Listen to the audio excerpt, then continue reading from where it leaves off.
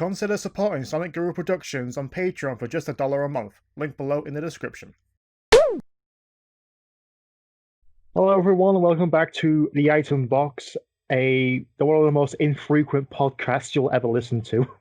When was the last fucking time we did this? Jesus Christ. When we reviewed the movie. Oh yeah, it was 1 week after the movie came out. That was the last Item Box, and that was literally 3 months ago. Mm-hmm. Which is already out on the Blu-ray. Usually takes 6 months for that. Yeah, so it's happening. But that's actually the best segue, actually, because how many times have you watched the movie? Actually, I've only seen it twice. I've not yet rewatched it since I saw it in the cinema when we were allowed to. I think if we'll put this point in, if you're watching this in the future, yeah, things have happened in the world, so bear that in mind. So that's one of the reasons why we haven't done what we've done. Yeah, I think everyone's last movie was Sonic. Even Adam Sandler's last movie was Sonic. Yeah, that was bizarre. Adam Sandler. Who would have thought it? Who would have thought he would? Yeah, and calls up Jim Carrey to say, "Hey, your shit's funny." Yeah.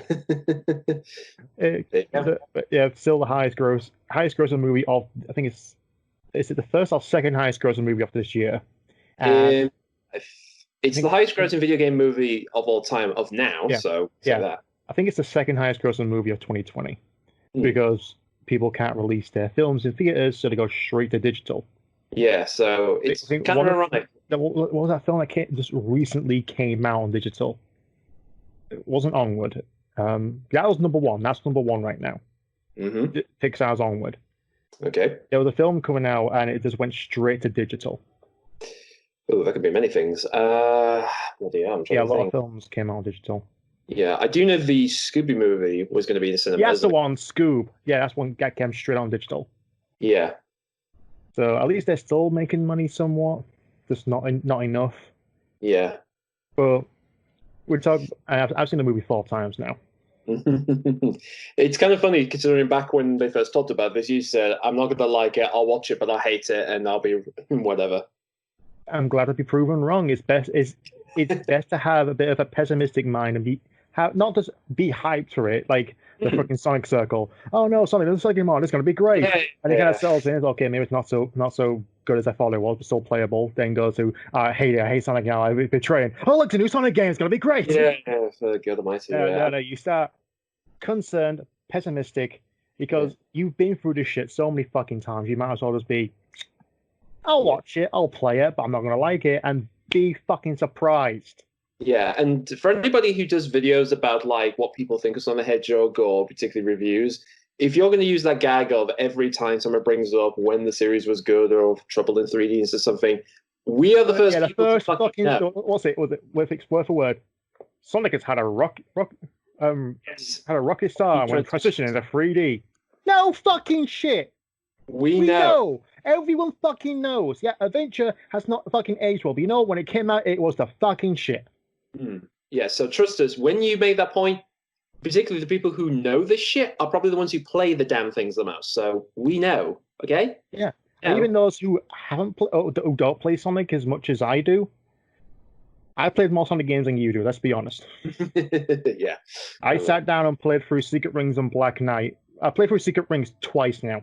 I'm finally fucking done with that. So, and you haven't played Black Knight. No, although again, I'm probably thinking I played it for you and showed you the cutscenes. Yeah, you got the story. Yes, so that was the main thing. Though again, if it was anything like what I did with Unleashed, which is basically enraged, shirt ripped, shoot controller and throw it out of the bedroom as it bounced out. Yeah, I remember the hole in the wall. We're not joking. That legit happened. That's the thing. I like Unleashed, but fuck me, that final bit really pushed me. Yeah, that guy part 1. Jesus Christ. Ooh. At least you didn't play you should play the Wii version. At least then it's this. No, well, that's the irony. The Wii version is just a simple punch up. It's like, oh, why didn't they put that in the main game? But again, different time, different place. But we're talking about the movie, which it's been announced a couple of days ago. Yeah, a few days ago. That sequel is now in development. It doesn't mean they're making it right now, because given the world we're living at the minute, so it'll be a little bit of time. Paramount Pictures and Sega Sammy confirmed on Thursday that they have commenced development on a sequel to the live-action family comedy. Yeah, I'd call it that. The sequel would retain the filmmakers with Jeff Fowler directing and Pat Casey and Josh Miller writing the script. That I will take with a grain of salt because more than likely, scriptwriters will change frequently. Yeah.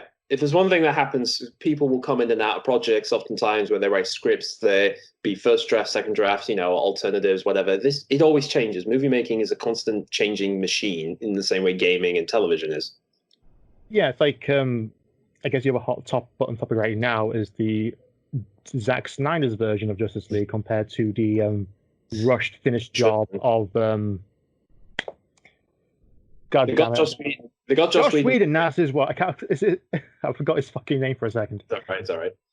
Yeah, sorry. I have this thing where if I forget someone's name, I refuse to Google it until I remember it on my own. I could be there for days, and it was like, Willem Dafoe. There we go. That's his name. Willem Dafoe. There he was.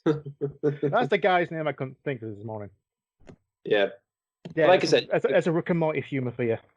Yeah, we're kind of mighty. Just don't be assholes in the comments, all right? Because we know what you people are like. Yeah, that's a smart joke, everyone. We don't tolerate smart jokes here. Got a chicken cross the road, and that's it. So yeah, I'm looking forward to the sequel. Are you? Yeah, I am. I mean, the irony, of course, is that all we have right now is basically, hey, it's in the works. Yeah, I mean, like I said, we don't know exactly. We will get into something. I will say, thinking back on the whole Sonic movie business is like, again, it seems like such a weird ride from beginning to end because we remember when it was first announced, we were all skeptical. Then the trailer came out and the redos and all this shebang. And again, it seems so, weirdly enough, of all things, for something about Sonic the Hedgehog, it's gone really quickly, this entire movie business. It's a lot longer, like 3 years ago, when it was announced or when the actual pre-production was in. And originally it was Sony. And we both hated. I think we went over this like 3 or 4 times by now, but we both did not like the idea of live action animated hybrid. We didn't want Chipmunks and Smurfs. Yeah, that was my biggest fear because ultimately it's like, the very worst, it'll end up like those films. Or another example is Hob, which also starred Jane Masters in, which that's kind of like the low end of like that type of stuff. And it's like, oh, come on, Sonic the Hedgehog can be fun, it can be goofy, but it's like, come on, those films aren't fucking trying, are they? They know what they are, and they're not even caring. What's one of the gags for this movie? How about the Easter Bunny shits jelly beans? Yeah. Genius. Yeah, that and also, they're getting, the Easter Bunny, the next in line of the Easter Bunny wants to become a pop star, so there you go. You have to tackle with that plot, Fred. You can tell I didn't know that was a plot. I just know from the trailer. That sounds how clueless you were, because it's like, you get into actually what the hell is this thing about, let alone what they even show you as the best gag. Well, it shows you how much I'm not really much of a movie nerd compared to my wife. There's a list of 200 films I have not seen yet. Yeah. But either way, yeah, looking back on it, it is funny because I was more apprehensive about it because I didn't think it was. I was one of the few people that say I don't mind the idea of Sonic done in live action. It's the case of how you do it and what you do with it. And like I said, the end of that one, there's the how will it work? So, but what we got was someone's idea of not caring. We got the IP, let's fucking do what we want. And that bit them so hard on the ass because, like with TMNT, like with Transformers, they didn't care what the general audience thought. They didn't care what the fans thought. They wanted general audience. General audience couldn't give a shit. Right, go, print it. Okay. But the general audience fucking hated the trailer. They hated that design. Now, here's the... Sorry, I really want to make this clear because this is something that's been grinding me for a long time, and now I get to actually say it. The thing about the whole Sonic movie business with the trailer and whatever, the thing is, I still believe that the end result, the irony with this whole movie is, and when the trailer came out, obviously, it just gave up the wrong vibe. Obviously not only the look of Sonic, but the fact they put it to Gangster's Paradise, it just gave this very weird, like, okay, what is this trying to say about the movie and whatever? So it really just confused people more than anything else to what this style of Sonic was going to be. And the irony I find is that the finished movie, and I think more or less as we've seen, if they had gone with that first design, which I know everybody loves to meme to death, but here's the thing. The movie, I still believe the movie would have been the same as in what we saw the finished result. That was the tone they were going for at the beginning. And the irony, of course, is like if they kept that same design Sonic, my argument would be the movie would have still worked. Yes, people would still be a bit sort of, I'm not sure about this incarnation on the Hedgehog, blah, blah, blah, blah. But I still my feel kids have nightmares every day since seeing it. I like the jokes, but Jesus Christ, keep his mouth shut. Again, my attitude, I mean, here's the thing, boys and girls. That version of Sonic didn't bother me as much for two reasons. One, we already went through the big changeover, which was Boom. So quite frankly, if you thought giving him a scarf was the worst thing ever, seriously, what is wrong with your life? And second, this is important, if you talked about creepiness, in my experience, I would take that thing over Suicide Squad's Harley Quinn, because trust me, I can't look at that version of her. I really can't. And it's not against the actress. I'm not saying she's a terrible person, whatever, but the way that they portrayed that character, the way she looks, with the makeup and the shirt and their attitude, it's like, to me, that is, I don't want to look at that. That is properly creeping me out. So there you go. There you go. I'm the weird one here. I'm the weird one. I'm the one okay with the weird Sonic the Hedgehog creature. So should bring Sarah into this and see what she thinks, because she doesn't like Margot Robbie. Margot Robbie is a great actress. Don't get me wrong. Yeah, I've got nothing against her. That's not Harley Quinn. Because a completely different character for all we know, but that's not Harley Quinn. Yeah. So, Phil's gonna go with this. But then put it this way: but there's a lot of things in the trailers that didn't make it into the final product anyway. Not to mention, I'm seeing a screenshot here of Sonic on South Island, which never happened. Yeah, I mean, the thing is, when they came back with the redesigned trailer, first of all, the opening segment, they used one or two shots, but there's a few in there for him skidding across and then jumping in the ring. Never happened in the finished film. That was never part of the movie. Although one of them actually wasn't a deleted scene. Yes, that's true. I'm going to say this as well. I'm going to be working on a theory regarding the Sonic movie. So, hey, spoilers. Yeah. But right now, end of the day, I'm sitting your fucking catchphrase here. The Sonic movie works. I have some issues with it, especially regarding the Speed Force. But it's Sonic. It's not the battle-hardened Sonic we're used to right now. It's not Sonic X or Sonic Boom or even the Sonic Forces version of Sonic we're used to. It's like, he's cocky, is hard-headed sometimes, leaps before he even thinks about stuff, but he knows he can win. This is a 12-year-old, which is confirmed to be 12 years old. So how old? He's 2 years old when he leaves for Earth? Like, seriously? Yeah, I would have thought 5 years old. At least then he will be 15. Yeah, I mean, well, again, he's a teenager. He's the typical young teenager, still kind of a little kid, but still growing up type deal. Yeah, I know the whole flossing dance thing. It's like, you name me one 15-year-old that doesn't do the fucking floss. I mean, put it this way, Marks. I mean, when we were kids, we were doing the crash dance. So which one is? I mean, first of all, those two dances might as well go together. They're pretty much the same stupid thing. The crash bash is much better than the fucking. Oh my god! Okay? I will fight anyone. The crash bash is the best dance ever. Coco's version in the Insane trilogy is fucking cute as well. Yeah, but I'm just saying they're just equally as silly. So, frankly, it's all fair game to me. Yeah. Well, now we've got a sequel in development. So thank you, Vanity, for the variety. Variety for confirming that. But big question: what do you want to see in the sequel? Over then, obviously, it's going to be Sonic and Tails, and etching Kerry back as Eggman in a fat suit, which I guarantee he will call himself Eggman. I guarantee he'll call himself Eggman because that's all Sonic ever called him. Yeah, he's obsessed with Sonic to a point where he forgets his own name, and the only name he thinks of in reference to himself is Eggman. Yeah, that's why, and you can't deny that makes any fucking sense. Yeah, it's a good excuse to use that. I would say if Tails is looking for Sonic, obviously, and I would say if you're going to include something like another element from Sonic, I would say use one Chaos Emerald, specifically the blue one, because that's always been associated with Sonic. If you notice, like every time he gets an emerald, there's always the dark blue one, and Shadow always has the freaking green one. All right. Well, fair enough. I mean, I have an idea. Like I said, during this whole time we've been stuck inside doors, I've sat around thinking a lot, and I'm pretty sure the filmmakers are doing the same thing. So I kind of thought out like the baseline of what the movie could be, and just let me hear me out, folks. This is my idea for the movie would be this: Sonic is now living, of course, in Green Hills, with his new family, and of course think when you're speaking. Keep up. I'm thinking here. Yeah, exactly. But everybody, living a new life at Green Hills, with Tom and the rest of the folks. Tails comes in. I would say Sonic is a celebrity in Green Hills. Yeah, I'm going to say he maybe helps out with Tom now. It's like, he works with them if there's danger. He helps out around about the place. So that's his new deal. But for the movie, Tails comes in, informs something that maybe Nightcrawler is still alive, because I'm pretty sure in the version she's not dead. I mean, I'm pretty sure we can all guess that. Whatever, Tails doesn't. They better not kill her off in a sequel either. I swear to God. Yeah, but do not pull an Ori and the Blind Forest on me, you son of a bitch.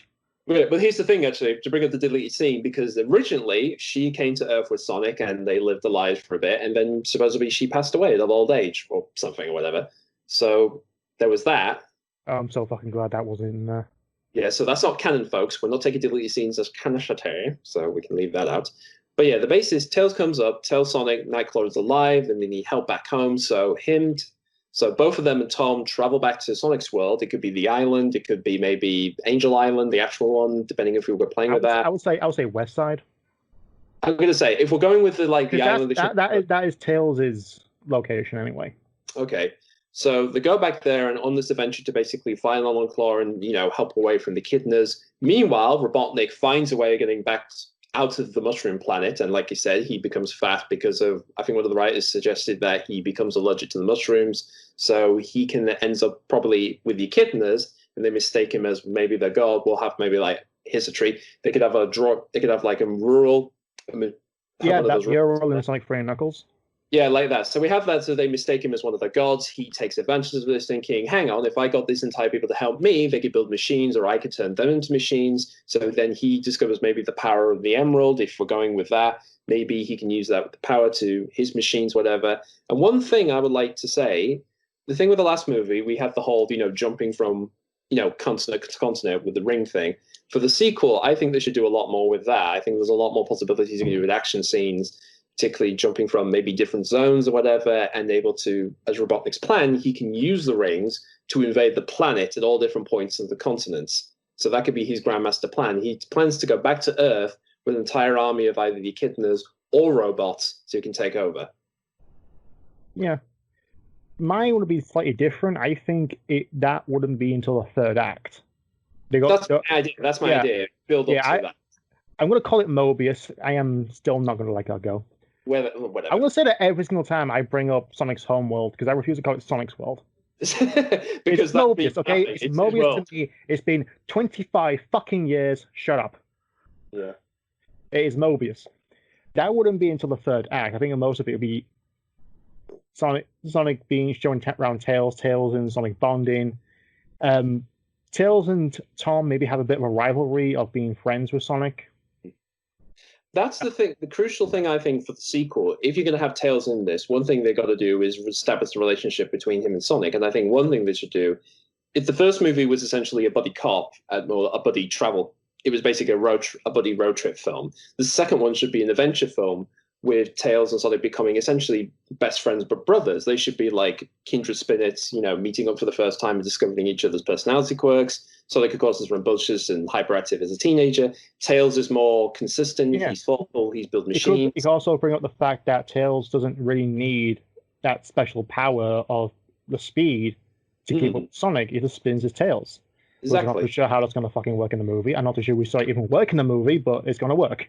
Well, again, one thing they could do, I mean, if it was me making the movie, like one thing I would do is, for instance, we start the sequel showing what happens to Longclaw. So maybe we find out that she escaped the Echidnas at one point, maybe discovered Tails as a young kid. Maybe she brings her up, and as time goes on, he discovers, we see like a little montage of like him, growing up and building machines, whatever. And then she tells her about Sonic, about like, I had to leave him years ago, whatever, because of endangerment. And of course, he discovers... That's why I suggest using the Chaos Emerald, because I actually now own the novel of the movie. A lot more information in that than you might think. And the Echidnas are basically were called what? I need to go grab it. While he's doing that, I'll tell you a bit more, folks. I'm not trying to whack my freaking arm on the freaking thing. All right. Then. Yeah, here we go. Got the movie. We got the old design of the shoes, so this was made a bit before. Yeah, like I said, folks, movies change all the time, so even designs of shoes. What page is it? Yeah. Echidnas, they were, of course, vicious cousins of hedgehogs, and the Hood says these ones were their allegiance to a powerful warlords who chased Sonic his whole life. They wanted to unleash the chaos energy inside him and overtake the world. Quote on that. Yeah. Now, again, sometimes when they make novelizations, they're based on maybe early screen. Yeah, that explains why the actual image shown Sonic does not have the right shoes. Probably, but it still has the previous shoes he wore. Yeah, I mean, but that's more of a promotional thing, I think, anything. But either way, yes, maybe that's. I do know one thing, that when they were developing the first movie, there was originally going to be like the sort of snake-like creature as the main antagonist, but of course they dropped him and he's Robotnik instead. Yeah. So the actual fact that the chaos energy is mentioned in the novel, because that is probably why that's the reason why they're after him, because he has such speed to unleash it. It's the same. It's the same reason why. It's akin to Robotnik after Elise in Sonic 06. Yeah. You know, chaos energy, but still something trapped inside. Also in regards to his birth as well. He shouldn't have all this energy. No. I would say at the end of the film, that lightning energy disappears, but he still has his speed. Yeah. I mean, the thing is, in the first movie, they clearly show that it's obviously it only happens when he's emotionally compromised or he's really, either deeply upset or deeply empowered. So the idea is that it's affected by how he feels, really. So I'm guessing the idea is if they want to pull a retcon here, saying that when he was a younger age, he was endowed by this power, which, he was quick, but this helped him, made him quicker, and allowed him to pay the powers. And like we said, if this is what the Echidnas were getting him for, that would make sense for the context of both the past movie and this one. There's a quote here from the end of the book. Spoilers. Sonic, I think you all got it figured out. You just played yourself, Sonic's egg, with a G as he sped from spot to spot as a head of egg pods busted cannons. You thought you could steal a bit of my chaos energy and use it to bend the world to your will, but it doesn't work like that. Chaos doesn't get controlled, and neither do I, Robotnik. Yeah.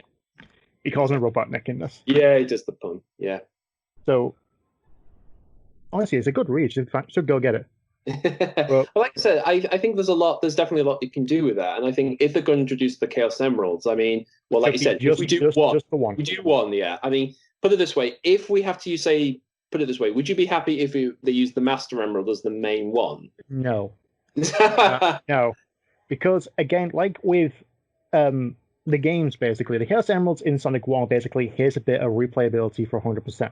Yeah. Sonic 2, it actually has an unlockable. You have to get it to Supersonic. Yeah. Sonic 3, there was a lot more to it. It was basically a story about words. But Chaos Emeralds are a lot more important than you think are in this world.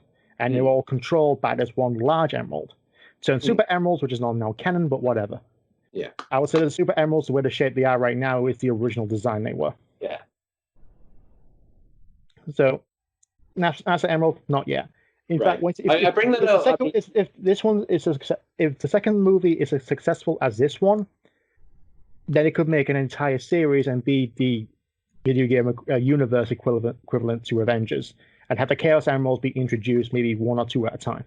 But like I said, I bring this up because because a lot of times I think when you do these adaptations, you are taking elements that have been done before and you repurpose them for different reasons. I mean, like, I know obviously you would be the first one to oppose that idea, but I'm suggesting it as a thing if they, depending on what story they want to tell this with the emeralds, if they had to repurpose it, we have one Master Emerald as the main source of the power, or we show off at least one or two of them, and then maybe as a pre-credit sequence, we actually just show off the Master Emerald for real, and maybe allude to maybe Chaos, for instance, and maybe allude to that sort of idea. Again, I would say for that pre-credits, you introduce Knuckles and see what he would look like. Even though we already seen Echidnas, it'll be looking at something. Yeah, that was the thing I'm going to say, because my attitude with the sequel would be you focus it being a story about Sonic and Tails becoming friends, and particularly you have Tom around because he's effectively Sonic's father, so he has to now look after two kids. So effectively, the movie would be him looking after two different types of kids in the strange world he's not accustomed to. Well, there's been stranger plots. Yeah, but like I said, that's a good way of doing it because if the last film was about Sonic, just he's in this world, he doesn't really know where things are. Like he tries to, they just go north. He's lived in it, but he hasn't really adapted to it. Yeah, like so just go north. Or the world adapting to him. Yeah, exactly. So you do that. So you have them discovering. Maybe Tails is the one who kind of knows a bit more about the dangers and what's there, but the Sonic and Tom are the ones who are still unsure about what things happen, what things do. So you can play with different gags in there. Like I said, I think that's the idea. You would make that adventure film about essentially an adopted father looking after two kids. Well, we'll see. I will also say this last thing, because one thing I would love them to do. So they talked about Eggman being fat. Jim Carrey's going to be in the fat suit, whatever. One thing I like, and this is kind of taking from 06, but hear me out. In that game, one thing I always found funny was because the way he looked. I mean, obviously he was slim, but it was just because they designed it like that. But one thing I always found funny was like those more chunky, really. Yeah, but the fact is, in 06, he basically made him look like a human. But he had those 4 massive golden, like nipple things on him. Yeah. Which I always assumed. I mean, he's a stupid fan theory. I always assumed that he was still fat and they were just sucking it all back into them. Like those were like acting as a device, and then later on in the game, Sonic was going to beat him up in a boss fight, and he would malfunction and end up becoming a tubby guy again. So my attitude for the sequel for this movie, you do that, you show him as the fat bugger that he is, and then he builds a device to keep it all in, to maybe like morphines or whatever to douse down the allergic reaction. And then later in the film, you can do gags where it's, it suddenly ripples out. Maybe his hands go big, he gets double chins or something like that. I don't know. It seems a bit of a stretch. Just for I know it's a stretch, but I think it would be a fun idea. If that was the 06 thing, I would like to see Jim Carrey in that designer suit. That's not a bad idea. I mean, I bring that up because obviously to put Jim in a big, heavy suit, depending what they do is, it's going to take a lot of time for him to be in and out of makeup. So unless they want to do shots with him not having to be in that, it's a good way of balancing the two out. So you still have fat Robotnik, but you get him maybe skinny. So you can still do all these moves because we know Jim Carrey is a very flexible man. I mean, God Almighty, he's made a career of that. Well, the Grinch proved that you can still move under a lot of latex. It's true, yeah. But like I said, it would be just a fun idea for them to play with. And like I said, that's part of the reason I would look forward to a sequel is what are the fun things, what are the elements you can take and just sort of play around with them, just do your own take on them. Yeah. That's it for the item box on Sonic 2. Look forward to seeing more of this, more leaks, more production stills, another trailer, which we may or may not like, and get the second highest grossing video game movie of all time. Yeah, well, depending if the Mario movie finally comes out. I mean, that's the irony, folks. That's the only one that's going to knock it off the fucking top is the Illumination developed Mario movie. Yeah, which, put it this way, here's the real irony, folks. We've gone through the entire production and attitude of the Sonic movie from day one when it was announced to it being released, and we know nothing of whatever Illumination are doing with Mario. Not a thing. And considering the world in the minute, we're probably not going to find out until much time later. I'll piss myself. The trailer comes out tomorrow. Thank you all so much. Thank you so much for watching. We'll see you all next time. See you, folks.